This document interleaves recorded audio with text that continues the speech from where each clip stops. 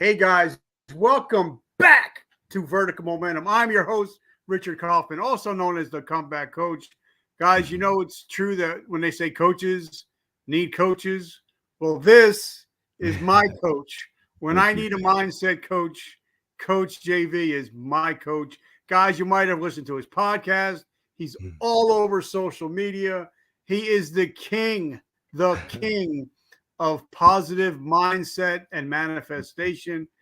Author, speaker, he does it all. The Swiss Army knife. Coach JV, my brother, how are you doing today? Oh man, I'm very honored to be here with you. I'm feeling great, man. I feel blessed. I feel peaceful, and I'm just very excited to be here with you, man. I'm so grateful, and I got to thank May. I got to thank you so much for putting us together, getting us through all these technical snaggles. So I just want to say, May, thank you. Without you, we wouldn't be here today. So I just want to say thank you so much. That's right. So my brother, first question right off the get, what is your definition of resiliency?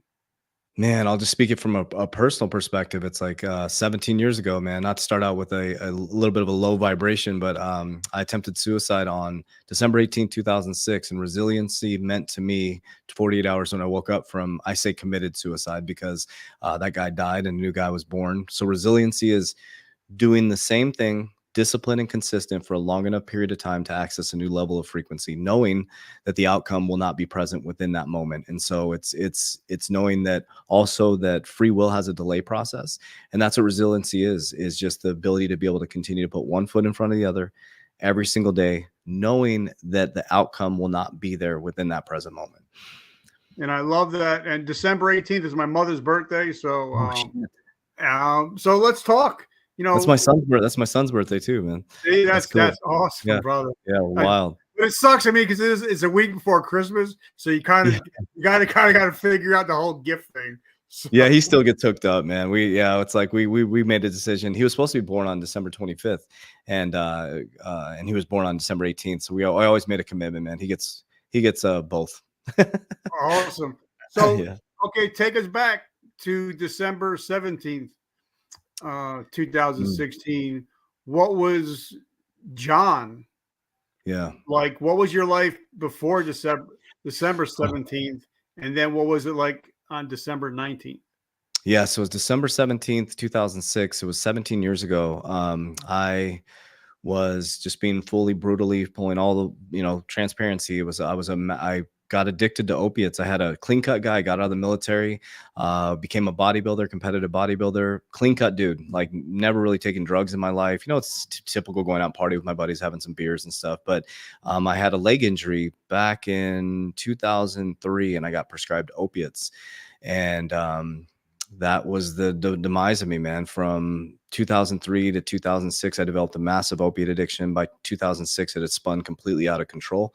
If anybody's dealt with anybody who has been addicted to opiates or faced that, it was out of control. And so July 2006, I had, I was running a business, bunch of money in my bank account, and I was a functional drug addict, and I was spinning out of control. And from July 2006 to December 17th, going into December 18th, I had ran through almost $60,000 in my bank account. Bank account was empty, and I went to Walmart to buy Christmas presents for my daughter, and I swiped my debit card. At this point, I'm spiraling out of control.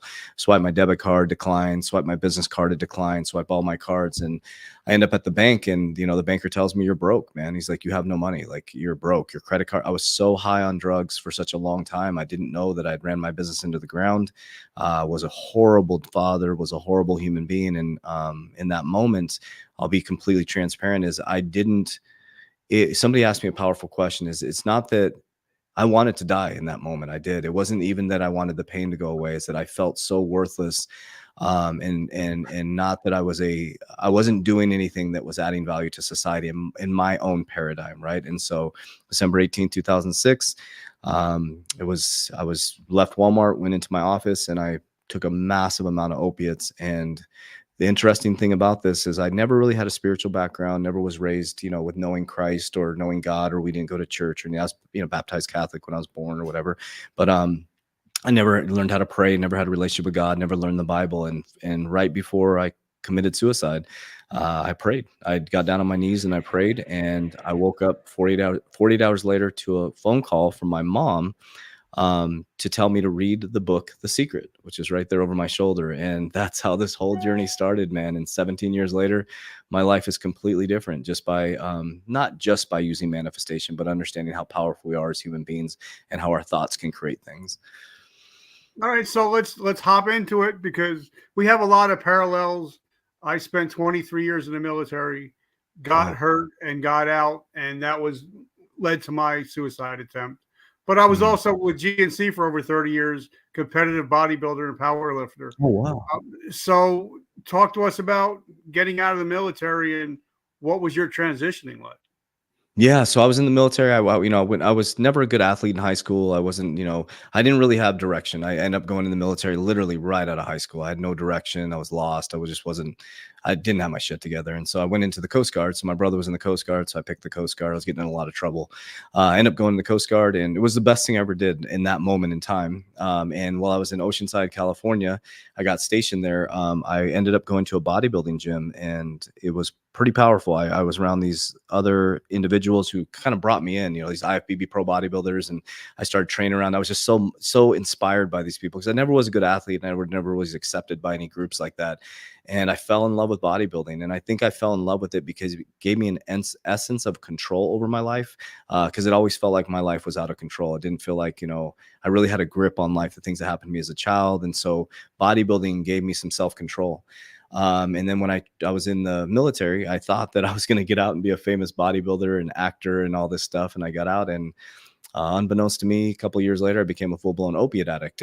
So that wasn't the plan that God had for me. And so that's, there's a lot that goes into that story. I built a bodybuilding company. I was at Team Vazquez Bodybuilding. I had a team of bodybuilders. I competed in 23 bodybuilding shows, excuse me.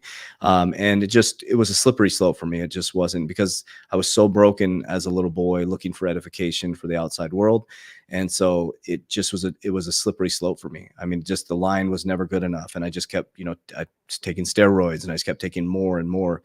And I didn't realize that everything I needed was inside of me. And there was everything I was chasing would just continue. It was just, the line would just get longer and longer. And it just, I'm not saying that the suicide is what woke me up. I mean, that's really what woke me up to the reality of who I truly am. Because when I woke up 48 hours later, it was like, what did I have? I had lost my business. I was getting evicted from my home. I had no money in my bank account, and I was just at square one, right? And I was like, my first thought, which is crazy, thoughts become things, was, you can't even kill yourself, right? That's how negative my state of mind was coming out of that. So that was a Reader's Digest version of it, but there's a lot of stuff that goes into that. But bodybuilding for me, I'm not saying it's a bad sport. I'm saying for me, it was destructive because of the intentions that I was in it for. Now, like I was with GNC for over 30 years. I have Wow. several friends that are former Mr. Olympias. And when I had them on the show, I always said, people think that when you're on that stage, you're at your healthiest. And I'm like, bro, that's when you're at your fucking weakest, because you have no Yes. fat on your body. You Mhm. you're depleted. You're at your weakest, but then you're shredded for maybe 8 days, and then you gain all Mhm. the water weight back, and then it's a vicious cycle. And Yeah. you don't see many professional bodybuilders that look the way they do when they used to compete, because now you got body Mhm. dysmorphia people struggle with. Not saying you Mhm. did, but I because I did. remember when I used to walk around at 260, 270, I felt like I could conquer the world. But when you're 260 and 270, now you're at 25-30% body fat. It's a Yeah. total mind fuck. So what was that Yeah. like? Oh, it was never good enough for me. Yeah, body dysmorphia big time, because I was a chubby kid growing up, got picked on for my weight. I just never got the girls. I never got attention. So bodybuilding gave me attention, right? And so it's like, I'll never forget I shouldn't have done my first show, but for me, it was a big accomplishment because I had abs for the first time in my life. And I was that guy that probably shouldn't have done the show in my first one, but I ended up getting a trophy, fifth place out of fifth.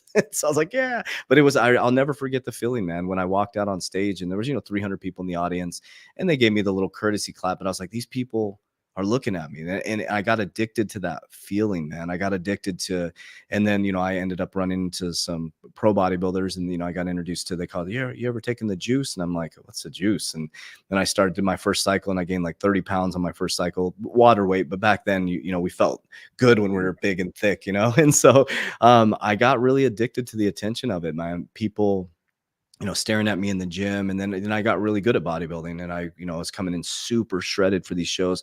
And like you said, it's a psychological mind fuck. It was like I would be in phenomenal shape for about 6 weeks, felt like dog shit, right? You do all your photo shoots, and then you gain a shitload of weight, you're uncomfortable, and then you're depressed because you're fat now. And it's like, and then you get shredded again, and it's never good enough. It wasn't like, and even I didn't even really have the actual genetics to be a pro. And so, but I still in my mind, somewhere in the back, wanted to be a pro bodybuilder. So I just kept taking more and more steroids and growth hormone. And I didn't realize psychologically I was really damaging myself and my physical body, my testosterone.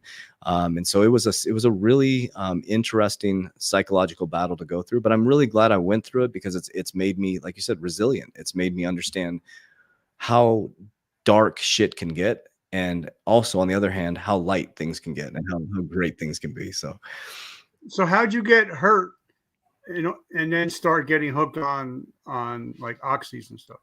Yeah, I was doing leg press. I think it was leg press. It was, we were loaded. We had it loaded all the way up, and I heard something pop in my quad, which is crazy with cycles. Which I'll explain to you, like how the universe works in cycles and patterns. So I heard my quad pop, and it was a slight tear, just a slight tear, nothing too crazy. I had a show coming up, and I think in 6 weeks or something like that, and had gone to the doctor. And back then they were prescribing opiates like it was Tic Tacs, man. It was an epidemic, or epidemic, or whatever it's called. They were prescribing them like crazy, and then I ended up taking my first pill, man. And I'll never forget. I remember the exact underpass that I was going under when it hit me. And I was on the US 60 driving, and all of a sudden I was like, whoa, I felt this like euphoric feeling in my body. And I was like, and I was kind of insecure. And so I wouldn't, you know, I had trouble communicating properly with people, and I just felt loose. I went in the grocery store and I started talking to people, and I'm like, whoa, I had this like charismatic personality. And so the next day I took it to train, and then, you know, I took one a day, and then all of a sudden I'm like, damn, I felt pretty good. So I took one at, you know, 4 o'clock in the afternoon. The next thing you know, I'm taking 5 pills, then 6 pills, then 7 pills, and I'm going through a bottle in a week. And then back then you could get it in Canada. You could go to a doctor and pay them off, and it was wild. And I mean, I remember I had pills in my pocket all the time. And then what screwed me over, and I don't know if you experience this or around people in bodybuilding, there's a drug called Nubane. It's a synthetic form. It's like, it's just as bad as heroin, and it gets you addicted, just the same mechanism as heroin. And I got on Nubane, and I remember the guy that gave it to me said, once you take this, you'll never go back. So I was injecting it intramuscularly, and then once I put it in the vein, game over. It was done. I was addicted. I was going through like, I don't want to exaggerate, man. It was like a bottle every 3 days. It was like I was spending hundreds of dollars a day on opiates. And then it started to fall into like what happens to a lot of opiate addicts. You start taking Ambien to go to sleep, and you start, you know, using recreational drugs to feel good. And it was just a mess, and it just was a slippery slope. And yeah, so that's how it started. And then the cyclic thing, which is crazy. So last year on May 16th, I tore my quad. And this, like 17 years later, right? I'm a year out of healing it. I tear my quad, and guess, you know, they present me with opiates again. 17 years later, it's almost like the universe, God, omnipresence, I believe in God, was like, not testing me, but like, here you go. You're in a new paradigm. You got, you know, a new mindset. You got, you know, everything going for you. You're a positive dude. You got this manifestation. You build all this stuff. And then boom, this tragic leg injury. And then I get presented opiates. But this time it was different, because I had the right people around me. I had wise counsel in my corner. I used the opiates for proper use to go to sleep, just to be able to sleep at night. And then when I woke up, I had people take them away from me. They administered them to me at night while I could sleep. And that's what's important about your environment, right? Because my environment wasn't conducive for me to thrive when I was a bodybuilder, but the environment that I'm in now is conducive for me to thrive. So big difference. I love it. So, and like I said, I'm clean 35 years. I just celebrated 35 years, and I had a bunch of surgeries on my eye, and they're like, all right, we're going to give you opiates. I'm like, hey, whoa. Yep. Slow the fuck down. It's like, Yeah. I'm not going back. I'm not going to lose my house, my wife, my cars. Give Yeah. me 800 milligrams of Motrin or Yes. whatever, but you're not giving me. And they're like, Yeah. but most people come in there asking for it. I'm like, bro, No. I don't even Yeah. want it around me, and because I Right. don't want to lose everything. And I think once you have that mindset where you're like, you know, I'm in a different paradigm, I'm in a different space in my life. I don't want that stuff, even around me. So, No. so now, let's talk about the secret, because once I knew we were going to talk, I think we hooked up this talk maybe 2 years ago, I think.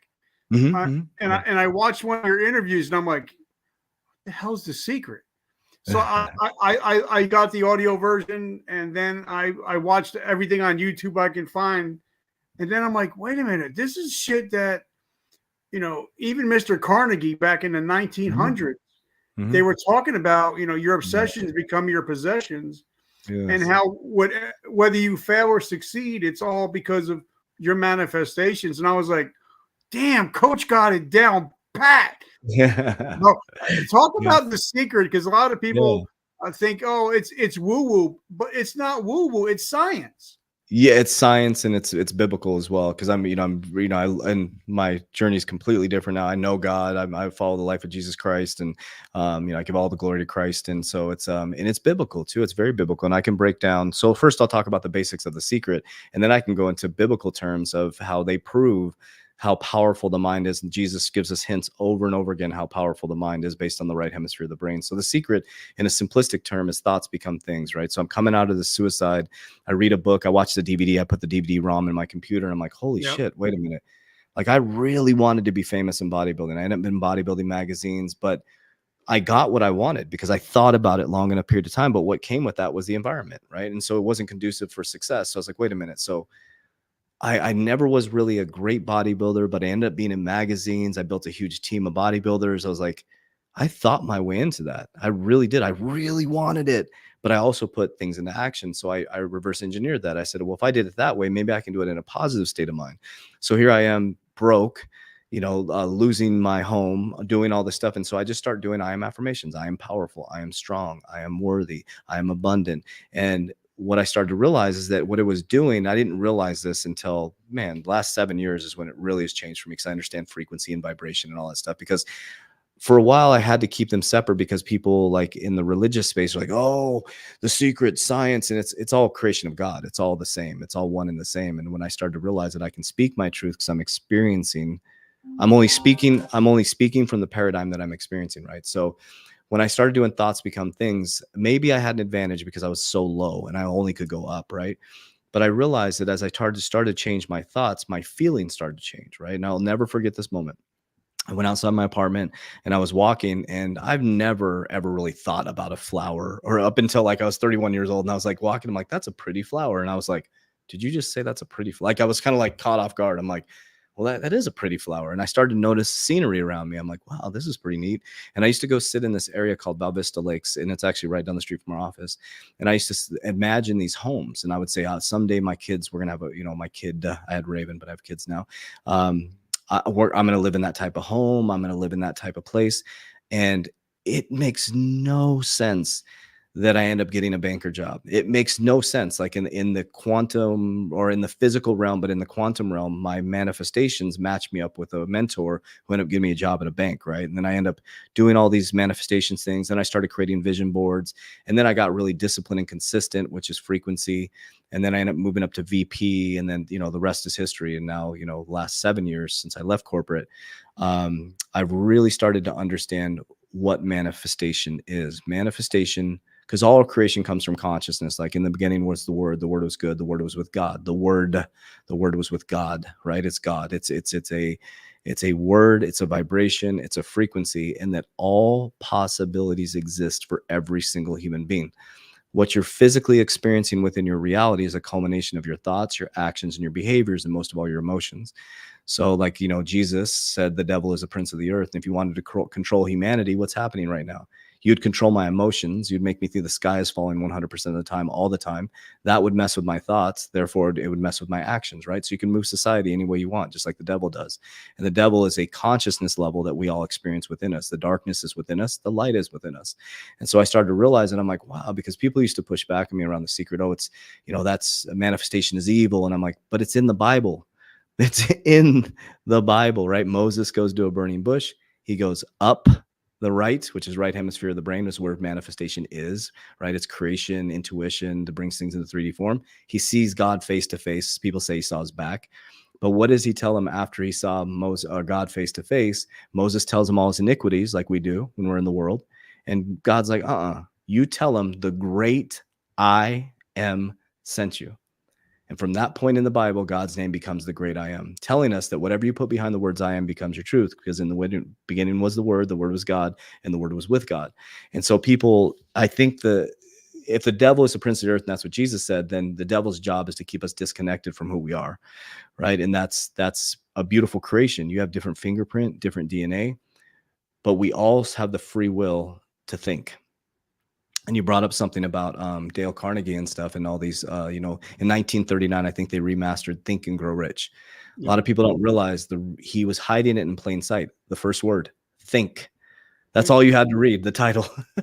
Think and Grow Rich. And he wasn't talking about, because if you look at the 13 principles in Think and Grow Rich, if you embody all those together, it's a frequency, it's a vibration, and it's an attraction. Right. And so people think of the law of attraction as you put a vision board on a wall and you stare at it. That's just one part. then you got to connect to the feeling, right? Because you can't look at a vision board of a Lamborghini and then you have a mindset of a Pinto, right? You have to go to work. Your foot's on the brake and the gas at the same time. Now that goes even deeper, right? Because now you're trying to manifest forward, but you have this deep-rooted subconscious mind programming. So when I started to really figure this out, when I was 43 years old, I'm 48 now, I'm like, holy shit, no wonder I keep going in circles and I keep repeating patterns, because I'm trying to manifest forward, but I have all this trauma that I haven't healed backwards, right? So my foot's on the brake and gas and I'm spinning in circles. That's why people don't believe in manifestation. Well, I thought about it and I created a vision board. Yeah, but you also haven't healed the things that you need to heal and the seeds that have been planted that keep you in the cycle, right? So they'll see periods of peace and prosperity, and then they'll fall. And so once I realized that, okay, the first thing I had to do was stop and say, okay, this is the life that I created, but why do I keep cycling? And then what you have to do is ask yourself the question, why? Why do I not have self-confidence? Why do I keep doing the same type of behaviors? And then most people get down to when they were a little boy or a little girl, right? It's usually about the broken little boy or little girl that didn't get edification from their father or their mother. And then you work on forgiveness and then come back into presence. Once you're in presence, then you start to create the field, the frequency that you want to embody. Like, for example, I always say we're building $1 billion ecosystem. 4 years ago, I said we're building a multi-million-dollar ecosystem. We're there. I visualized it before it even was created. I lived in the field as if it already existed. So when I opened my eyes, every step I took was in faith that everything being presented to me was based on what I visualizing and connecting to. So when something negative happened to me, I didn't sit there and go, oh, the world is falling apart. I'm like, oh, thank you for presenting this lesson to me that I need to learn. And I have faith that it's still going to work out, but also faith without works is foolish, right? So when you connect to the feeling and frequency, you have to step back and say, well, what activities do I need to do based on the feeling I want to create? And so there's that's the big gap, I believe, in The Secret. And I think they do a great job of explaining it, but I think that's where people get frustrated, because they're like, free will has a delay process to it, right? So I am now manifesting seeds that I planted in 2020, 2021, 2022. And in 2026 through 2030, I'll be manifesting seeds that I planted today. And I think that's where it's like a bodybuilder. It's the greatest way to look at it, us being bodybuilders, right? Imagine a world if you pictured yourself ripped and then you just sat there on a couch. It doesn't work. I mean, you're on stage winning the show or losing the show because of the cardio you put in 6 weeks earlier, or 8 weeks earlier, the macronutrients that you ate. You planted seeds in week 8 that made you look a certain way in week 12. Right? You had the vision, though. Bodybuilders can visualize, and you're doing your cardio and you can visualize it, but we're also putting in the work. And the free will to put in the work is the creation of what you have on stage. Well, and even like Arnold, even Arnold said in Pumping Iron, he just said, I've already won the trophy 1,000 times. Now I just got to go pick it up. But he Yeah, wasn't just saying that. Him and Franco, they were still at the gym 3, 4, 5 hours a day, sure. and Frank Zane, they still had to put in the work. But it Yes. starts with the thought. And I Yes. believe I've never gotten drunk or high or Mhm. stepped outside of a relationship if I didn't think about it first. You have to. Yep. Yep. So Yeah, whatever there you is. do, it's everything starts off with a thought.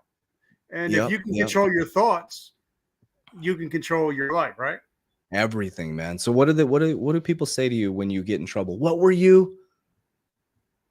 What do So you mean? if you get in trouble, what were you? So it's like, say you wreck your car and your friend comes up or your mom comes up and they say, "What were you thinking?" They're like, Yeah. "What were you thinking?" Well, they don't like exactly. There had to be a thought in order for you to get into that act or to go to a bar if you're an alcoholic. Everybody's like, "Well, what were you thinking?"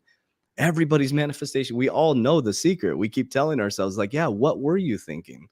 Right? And so, but they don't ask you when you build $1 million company, people don't say, "Well, what were you thinking?" We only say it in a negative sense. We believe it in a negative sense, but we don't believe it in a positive sense. People don't come up to me and say, "JB, what were you thinking in 2020?" I'm like, well, but if I do something wrong, what were you thinking? Why would you do that? It's organically inside of us. Like everybody knows that because you said it. Like the two become one, right? The two become one. The two had to think about coming together to create a child, right? It had to be a thought first. They're always thought. It always starts with consciousness, the mind, which creates the thought. And that's the whole thing too. It's like people, like for example, like there's a polarizing presidential election coming up, right? So a lot of people are waiting for, and I won't not give my political opinion, but people are waiting for Trump to come save them. Well, Trump's not going to wake you up to exercise. He's not going to wake you. He's not going to make you work hard. He's not going to make you not text people unethically outside of your relationship. It's you. It's you. Would it be better taxes and better environment? Maybe, we'll see. But I'm not talking about politics. I'm saying everybody's been waiting for a savior. And Christ is like, I've always been here. I'm here. I'm with you. Like pick up your mat and walk. And that's why I always go back to biblical sense, because I really wanted to demystify that as Jesus. They're fishing in a boat, right? And Jesus is standing on the water. They're Yep. fishing on the left side of the boat. Okay. Yep. They're not catching anything. Now, if you look at, there's a left hemisphere of the brain and right hemisphere of the brain. The left is facts, figures, numbers, logic. It's worldly. The right hemisphere of the brain is intuition, creation, bringing things into 3D form. It's the creative state of mind. It's what a child is in when they're younger before a conscious mind, right? And Jesus said to get in the kingdom is to be like these lowly children. They're casting their nets to the left, and he just goes, "Hey guys, cast your nets to the right." So they throw their nets to the right hemisphere of the brain. They catch 153 fish. 1 + 5 + 3 is 9, which is the highest level of consciousness, right? So he casts their net. They cast their nets over the right, and then he's like, "Hey, now come walk out on the water," right? And one of them walks out on the water, and he gets scared, and he starts to sink. He goes into logic. And so it's about this battle between your left and right hemisphere of the brain. Jesus says, "Be in the world, not of the world," right? So we're stuck in this physical plane, having a physical experience. It's dense, it's energetic, and the more bad decisions we make pulls us further away from our God consciousness and makes us self-conscious. That's why, from a personal perspective, I was so self-conscious that I kept going deeper and deeper into the world, opiates, alcohol, all these different things. And until I reframed back to God consciousness and I started to work on my self-consciousness, then I started to understand who God is. God is creation. God is all things. God is always loving us. And that's manifestation. And everybody gets so esoteric around it. It's not some esoteric thing. We are me and you, your podcast. Like, how did you create this? You thought about it. You had to put in work. You've been putting a lot of effort into it. You're thinking about your guest. Your guests are thinking about coming on. But none of this would be here without manifestation. And without work, because Yeah. I'm a big Bible guy. I read my Bible as much as I can, but there's Love it. never been a place in the Bible where Jesus healed somebody where they didn't have to do something. Yes. Every Boom. time he Bingo. healed somebody, they had some Bingo. kind of action. They had to Bingo. do something in order to get healed. And I think you mentioned already, faith Bingo. without works is dead. And if you don't Foolish, put in man. the work, you don't put in, like even Ed Milet talks about, Yes. you got to put in the reps. If you don't put Yes. in the reps, you're not going to be successful whatsoever. I can Yep. think about all day, like you said, I want to Mhm. get shredded. Well, I'm not counting my nutrients. I'm not counting my macros. I'm eating Taco Bell all day. So I'm Yeah. thinking about getting in shape, But if I'm not doing the work to get in shape, it really doesn't matter, does it? No, it doesn't. It doesn't. Yeah, it's just you have to your feeling, your thoughts, your vision boards, and your goals, your actions have to match it. So here's how I do it. So what I do is I'm a visionary, right? So I create the vision futuristically. I create the feeling and vibration. So not only do I create the vision of what I want physically, but I connect to the feeling. That's really important. Dr. Joe Dispenza, connect the heart and brain coherence, right? Connect to the feeling. Now, what does that? Let me give you an example of that. So when I think of building a billion-dollar ecosystem, when I close my eyes, I'm doing it with you right now. When I close my eyes, and I can already picture the schooling systems, the freedom, the all my people eating well and being taken care of, and freedom of speech, freedom of choice, freedom of movement. And I've already lived that. And I picture, the buying apartment complexes, and Christmas, the people don't have to pay the rent. Like, I've lived this. I've walked up to someone's door, knocked on their door. Hey, you don't, it's a feeling. It's already there. Then when I open my eyes, I'm like, that's what I want to create. Then you have to get very detailed on what actions on a daily basis match that feeling. Then you do those actions on a daily basis, having faith and knowing that it's going to work out.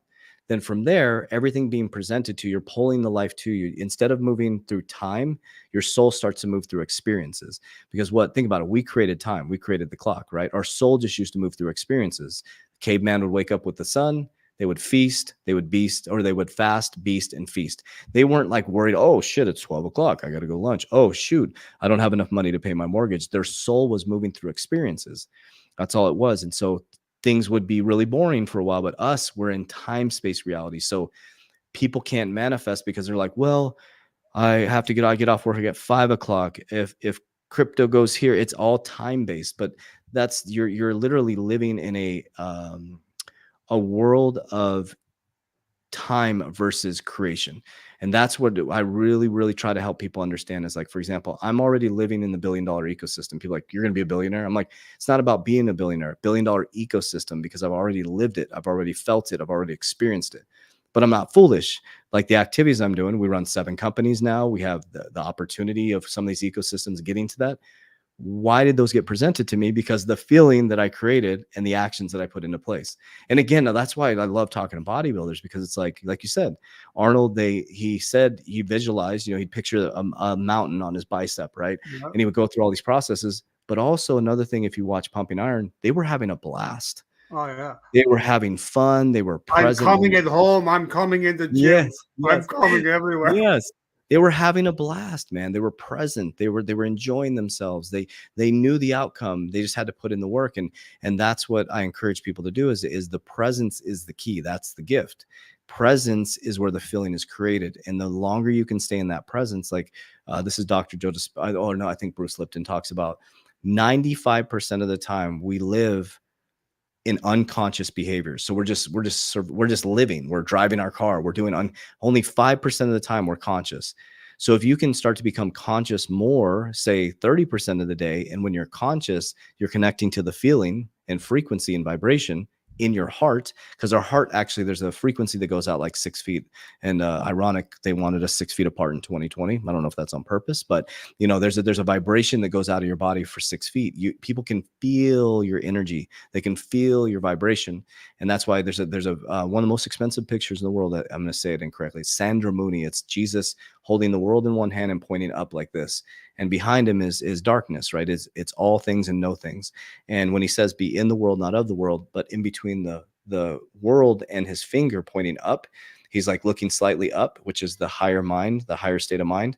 The heart is in between the world and his finger. To get out of the world and into the higher mind is through your heart. That's the center. He takes, the center. The center is the heart. So if you also, this tripped me out, our coach talked about this. So if you take earth and you scramble it, it also spells heart. So that's cool. But let's talk about Pumping Iron for a second, because even when they all went to they went to Geronda's at Vince's place, and then they went to World Gym, and then they were at Gold's Gym in Venice at one point. But they all had, it was like a mastermind without being a mastermind. Yes. They had the Black Prince there, that they had Danny Padilla, they had all these guys, Frank Zane, but they all had one mindset. And you can't help be inspired and I think, I don't remember who always says it, but you are the average of the five. Mm-hmm. So, Yes. talk about that is Yep. frequency.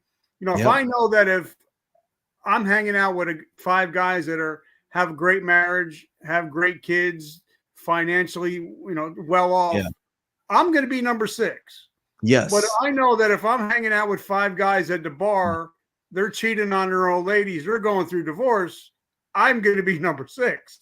Yes. So, so Yes. talk about, the Yep. people that you're around, even here, maybe not physically, but here, the people that you let in your ears and your mind, how they can, react, and how you can go down a bad rabbit hole just by the Yep. people that you're around. Yeah, they say, they say there's the sum of the five people, like the sum. And our parents always tell us these things, what were you thinking about? You're the sum of the five people. They're all talking about frequency. They don't even understand it, right? So it's like it's a proven fact, right? It's like if you're like, for example, our ecosystem, people are becoming six-figure earners, people are becoming millionaires because we are becoming that. And that's we talk about growth, we talk about building, we talk about, it's just an organic thing because there's a frequency, and especially if people's intentions are really pure, right? Because that's an energy and vibration. Just like you said, on the other hand, if I wasn't the story I told, if I was in a different environment tearing my quad last year, I probably would have went right down the same slippery slope with the opiates. But this time I was in a different environment that was conducive for me to thrive, right? So the environment that I live in now, when something negative happens, we don't talk about what we can't do. We talk about what we can do. And so it's really, really important. Like you said, you can't get off, go through a 12-step program, be a recovering alcoholic and hang out at the bar. It won't work. It just doesn't work. I don't care how strong you think you are, how many 12 steps you went through, how many, books you read. You cannot hang out at the bar. Eventually, you will slip. 100% will slip, right? If you're a married man and you're hanging out with your buddies who are still single, you're going to slip. You need to surround yourself. If you want to be a good husband and you want to be a good steward with your children, all those things, and you need to hang out with men who are good stewards, who are taking care of their family, who their main priority is their kids and their spouse. And I've just never met anybody that can outsmart their environment. It just because it's energy, like it's 100% energy. And I love that. And this will be the last time we talk about bodybuilding, but Okay. one of my friends, he's an 8-time Mr. Olympia and one of the most spiritual men you'll ever meet.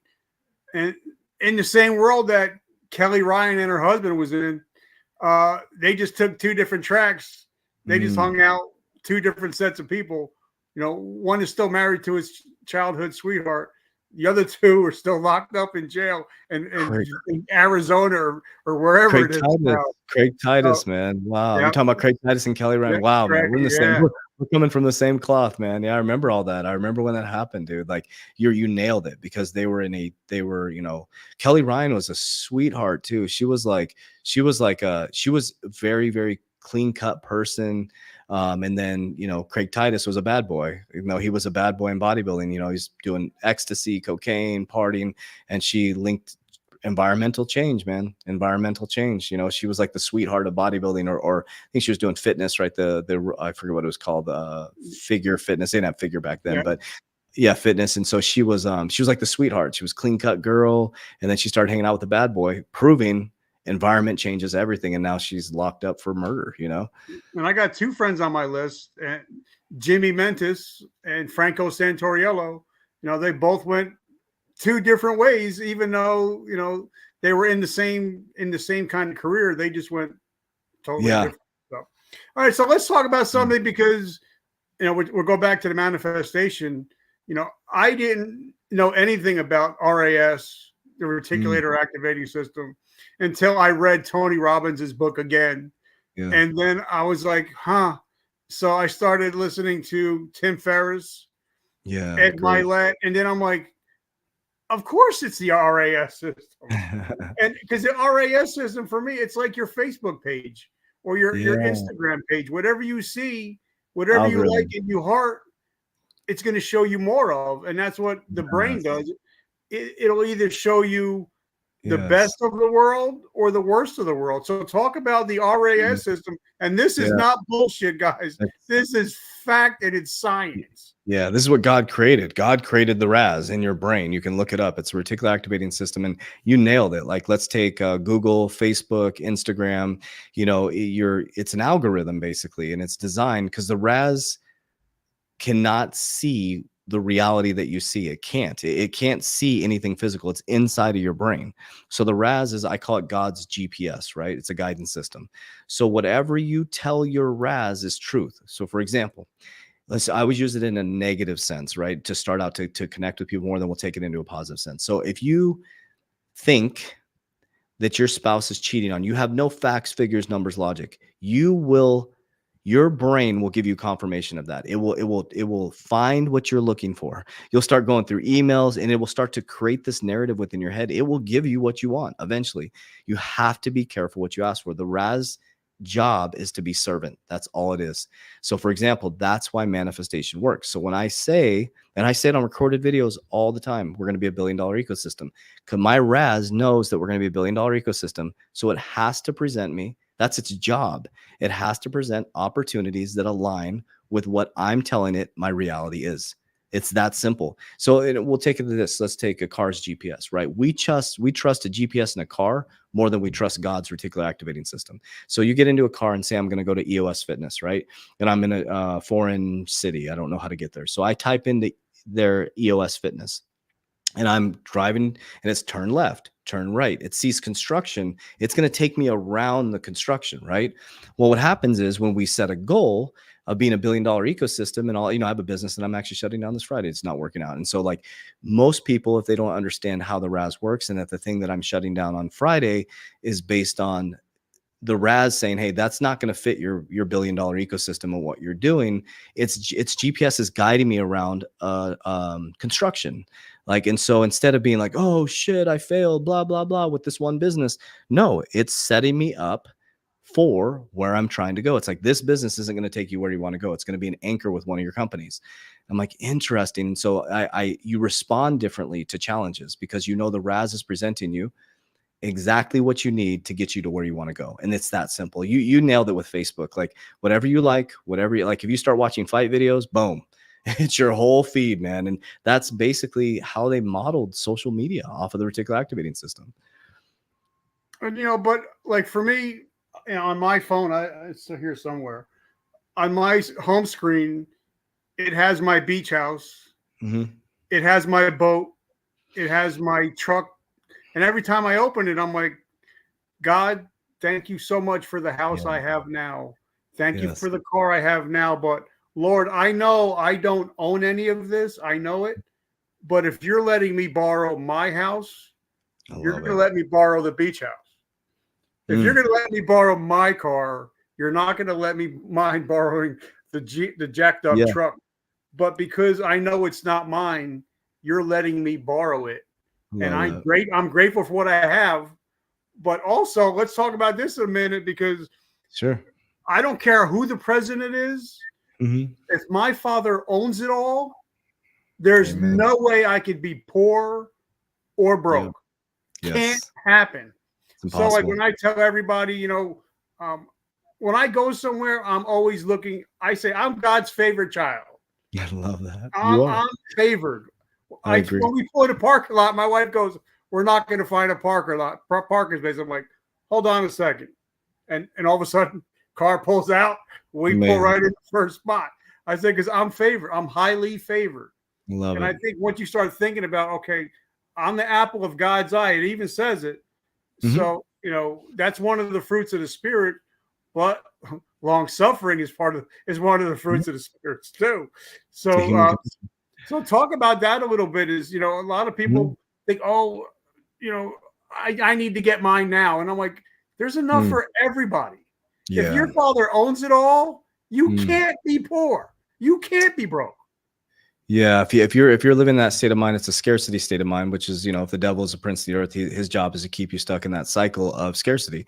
And so if you're like, oh, I have to have more, I have to have more, I have to have more, you're never going to be satisfied. So you're never going to be. So the key, I'll go in force and power. So there's levels of consciousness. There's force, And then there's power. The people in here, power, it's more empowerment, right? So force is what America's in right now. So it's greed, anger, jealousy, lust, all these things. And what that causes is it causes hyperactivity and eventually inactivity, right? So what we're heading into in America is everybody's hyper and fighting. And there's going to be so much chaos, greed, and destruction and left versus right, blah, blah, blah, that it's going to pull people down into inaction, which is depression, anxiety.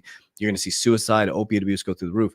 And we all have to have enough courage to step into your authentic true self. And you nailed it, which is gratitude, authenticity, and unconditional love, and knowing that all things are being provided for you and not against you. That's the dichotomy of this world we live in. Everything's inverted, right? We're all think that there's some devil with a pitchfork waiting around the corner. It's you, it's your thoughts, it's your vibration, it's your energy. It's like, what do you want to create? And the darker it gets, you hit it like we're here in a physical body to experience, like, right? We're here for inversion. We're here for to understand like yin and yang, dark and light, but whatever you want. I'm trying to hit every aspect so people can understand, can resonate, because you say yin and yang, they get all caught up. You wouldn't know how it is. You wouldn't know what it feels like to be well if you've never been sick. You'd have no idea what it feels like to be rich if you've never been poor. Right. And what I think about and how I find unconditional love for humanity, and I live by 3 rules: love God with all my heart, love humanity as I love God, treat others as I want to be treated, pull the log out of my eye before I pull the straw out of others. And people are like, well, how can you love everybody unconditionally? Well, the question that my coach asked me, my spiritual coach, he said, let me just ask you a question. He's like, I'm not telling you to believe anything, but just let me ask you. I asked him a question. I said, who is God? And he said, well, let me ask you a question. He said, how would God know that he is perfect or it is perfect? Do you believe in God? I said, yes. I said, fully. Do you believe God is perfect? Absolutely. Do you believe Jesus is perfect? Yes. He said, well, how would God know that it is perfect? And I'm like, because if you're perfect, you don't have any context. You don't have any inversion. He says, through you. You're God experiencing imperfection, and you're all made in the likeness and image. So when you look at another human being, a good way you can live is choose to believe that that is a child of God, and that experiencing imperfection, and you look at humanity different. It's like when I see you, I see a child of God. So how could I judge you? How could I be like, man, I want to love on you and respect you and honor you as I would if I saw God face to face, like Moses did. And like Jacob, we can go into the mind again. Jacob saw God face to face. He called it pineal, right? Pineal, the pineal gland. The pineal gland is activated in darkness. So when you're in your dark, you're by yourself. It's your thoughts, your dominant thoughts, that when you open your eye, the pineal gland activates. That's your reality. That's manifestation. That goes back into the Bible again. Jacob fell asleep on a rock, which is the sacrum, the lower energy center. There was a ladder with 33 rungs in it, 33 vertebrae in your spine. There was a light at the top, which was God. You go up and down the ladder. You ascend to the lower realm. You ascend to the higher realm, right? And it's all think and grow rich. It's think, it's thought, it's creation. All right, so let's talk about for the last couple of minutes. I had my friend David Meltzer, who's been on the show a couple times. Yeah. And he said something that, because anytime I interview somebody, I pick something out of that interview that I'm going to use for my life. Because I never want to watch a movie and not getting anything that I can use. I like that. So David said, gratitude and anger cannot be in the same spot at the same time. Impossible. And for me, like my hack is, before I go to bed at night, every night, I put my arm around my wife and I pray for her happiness. I pray for her health. I pray that the Lord gives me another day with her and for her happiness. And then I think of 3 things that I'm grateful for that happened that day. And this interview is going to be one of them. And then when I wake up in the morning, because I lost 60% of my vision 5 years ago, if I could see something, I literally sit up in bed and I say, Lord, thank you. Today's going to be a great day. I don't know what challenges are coming. I don't know what great things are coming, but I accept them all. And I thank you. So before I go to bed, I'm in gratitude. And when I wake up, I'm in gratitude. So before my feet hit the floor, I'm already on a different plane. So talk about gratitude. Yeah, oh my gosh. It's the highest form of, gratitude, unconditional love, and authenticity. It's the highest form of honor to God. I mean, it's like, because you said something powerful. I love what your friend on the podcast said. You can't have gratitude and anger cannot be in the same sentence. It can't be in the same realm. It's not in the same energy field.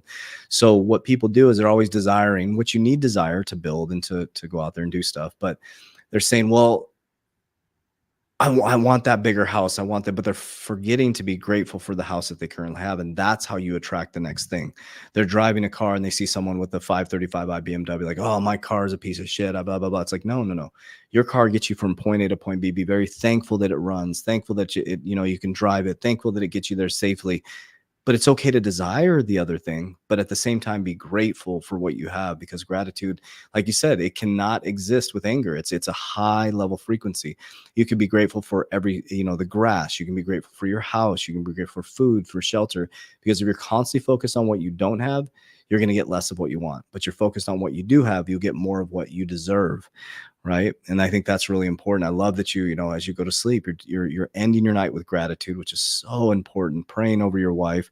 And that's when your brain is going into theta. It's programming mode. So you're waking up, you're going to bed with programming, you're waking up in theta with honoring God. I mean, that's the two highest moments. So 15 minutes in the morning, 15 minutes at night, two most pivotal moments to operate in those frequencies, which is gratitude is everything. It's like, I'm grateful to be here. I'm super happy to be here, and I'm present with you right now. So gratitude and presence are really important. And the society we live in now, man, it's like presence is a lost art because of technology, because of iPhones, because of alarm clocks and time, and you got to get money and this and that. The economy's falling, and it's like all the stuff that I talk about and stuff. But if you can be present and be grateful in that moment, man, you're becoming an ascended master. I mean, that's one of the way to ascended mastery.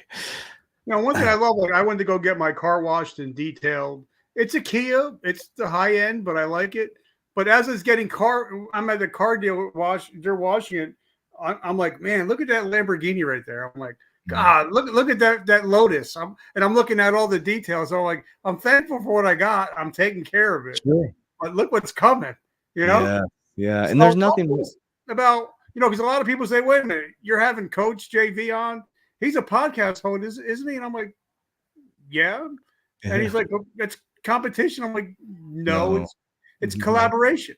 That's right. That's and right. I think, for me, there is no competition. It's all about collaboration. So what's going on with Coach JV now? What you got coming up? Yeah, all kinds of stuff, man. I think the biggest way to really tap into what we do in our ecosystem is a 3T as in Tom Warrior Academy. That's basically, we call it I love the word ecosystem. We have a bunch of companies, but that's the best way to find us in our ecosystem is the 3T Warrior Academy. We have a robust academy of 8,000 warriors worldwide, working together. Just like you said, I love what you said, cooperating together, locking arm in arm, different skills, building companies, teaching people generational wealth. That's what we do. We teach people more of a holistic approach, subconscious mind programming, goal setting, vision creation. We teach people how to create financial literacy, financial discipline. From there, we teach people how to earn, and then most of all, how to protect our wealth for generations to come. So 3T Warrior Academy, I appreciate that, man. And I love what you said, because and you said this in the podcast earlier, there's enough for everybody. There's infinite amount of resources for everybody to be successful. We're the only living organism that pays bills, man. Like, we're the only living organism that pays bills.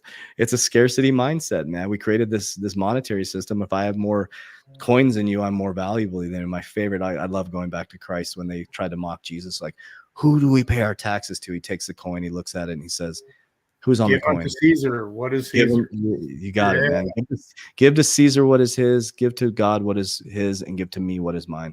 Simple, man. It's like, pay your taxes, be a good citizen, enjoy your life, be present, be grateful, all the things you just talked about, and meet cool fucking people, man. And then, it's like, for example, this content, I'm sharing it on my channel too. When it, when all the render comes out and stuff like that, like, why wouldn't we, right? It's like, why wouldn't we? It's like, and to get this information out to humanity, to help each other, and that's what our world needs right now, is cooperation, not competition. So, and I got to say, if your numbers have gone up on your podcast, I take 100% responsibility, because I've been listening to everything. Your Instagram is fire, by the way. I just wanted to say that. So Appreciate how that, do man. we find you? How do we find your podcast? How do we Yeah. find your books? How do we get in your ecosystem? Yeah, so 3T Warrior Academy, or if you just want to type in super simple, type in coach, like junior varsity, JV in Google, all my stuff will come up. The Twitter, my podcast, everything will come up at the top of the search. So my Warrior Academy, my podcast, our YouTube channel, Instagram, TikTok, just type in Coach JV.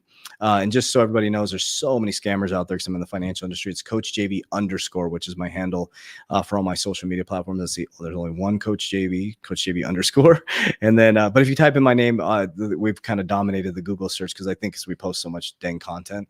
And so, yeah, all my ecosystem will come up. So, yeah, we got the Coach JV podcast as well, which I've been doing, man, since 2017. I've never missed a podcast Monday through Friday. It's quick 3 to 5 minute podcast, just me venting, motivation, inspiration. Sometimes I don't know what the hell I'm talking about, but I'm on there every day.